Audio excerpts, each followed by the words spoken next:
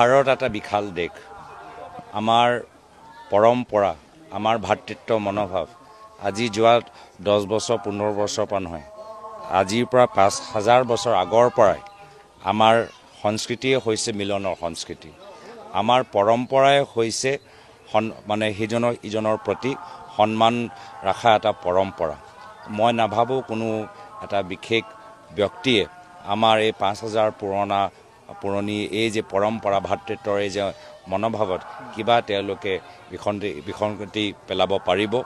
মই আশাবাদী যে সাধাৰণ ৰাইজৰ মাজত, নৱপ্ৰজন্মৰ মাজত যি আজি এটা সুস্থ এটা পৰিৱেশ মই দেখা পাইছোঁ, ৰাইজে বুজি পাইছে, ৰাইজে সকলোৱে কথাবোৰ চাই আছে, কি স্বাৰ্থ এই ধৰণৰ কথাৰ লগত জড়িত হৈছে ৰাইজে বুজি পাইছে। মোক ক'বলৈও মই কিবা প্ৰয়োজন আছে মই নাভাবোঁ। আমিতো সদায় আমাৰ দেশৰ মানুহৰ মাজত সন্মানৰ এটা বাতাবৰণ থাকক তাৰ আমি কামনা কৰোঁ। আজি মই এজন হিন্দু, মোৰ হিন্দু ধৰ্ম মোক শিকায় যে শিখ ধৰ্মৰ প্ৰতি, ইছলাম ধৰ্মৰ প্ৰতি, খ্ৰীষ্টান ধৰ্মৰ প্ৰতি, বৌদ্ধ ধৰ্মৰ প্ৰতি মোক সন্মান দিয়াটো মোৰ ধৰ্মই মোক শিকায়। আজি যি প্ৰাৰ্থনা আমি মন্দিৰত গৈ কৰোঁ যে আমাৰ ল'ৰা ছোৱালীবোৰ ভালদৰে ডাঙৰ হওক, আমাৰ সমাজৰ পৰা আমাৰ বিপদৰ পৰা আঁতৰত ৰাখক, আমাৰ দুখীয়া মানুহৰ জীৱনত আৰু উন্নয়নৰ পোহৰ আহক, একে প্ৰাৰ্থনা আজি স্থানীয় ৰাইজে আজি এই পবিত্ৰ সময়ত নিজৰ দুৱাৰ জৰিয়তে প্ৰকাশ কৰি আছে। তো আমি সকলোৱে নিজৰ ঘৰৰ বাবে চিন্তা কৰোঁ, নিজৰ পৰিয়ালৰ বাবে চিন্তা কৰোঁ, নিজৰ সমাজৰ মাজত সদায় শান্তি থাকোঁ, আমি সকলোৱে ভাল মানুহ হ'বলৈ বিচাৰোঁ। আজি আমি গীৰ্জাঘৰটো সোমাই আমি কি কৰোঁ যে আমাৰ যদি নজনাকৈ যদি ক'ৰবাত ভুল হৈছে তে আমাক ক্ষমা কৰক।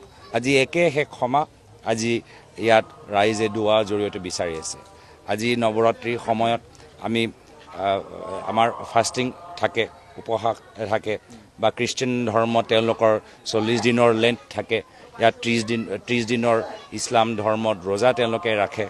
তো আমাৰ এয়াই হৈছে আমাৰ কিছুমান আমাৰ পৰম্পৰা যে আমি প্ৰত্যেক ধৰ্মৰ ভিতৰত দেখা পাওঁ। প্ৰত্যেক ধৰ্মই আমাক ত্যাগ বলিদান কৰিবলৈ আমাক শিকায়। প্ৰত্যেক ধৰ্মই আমাক নিজৰ ভুলৰ অপৰাধৰ বাবে ক্ষমা বিচৰা শিকায়। প্ৰত্যেক ধৰ্মই আমাতকৈ আৰু দুখীয়া মানুহক সহায় কৰা শিকায়।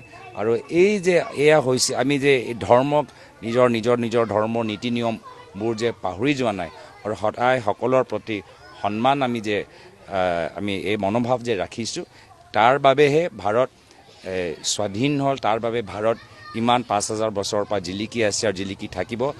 তাৰ বাবে আজি আমালোকৰ মাজত কিছু শক্তি থাকিলেও আমাৰ ভাৰত পৰৱৰ্তী দিনত আৰু শক্তিশালী হৈ থাকিব।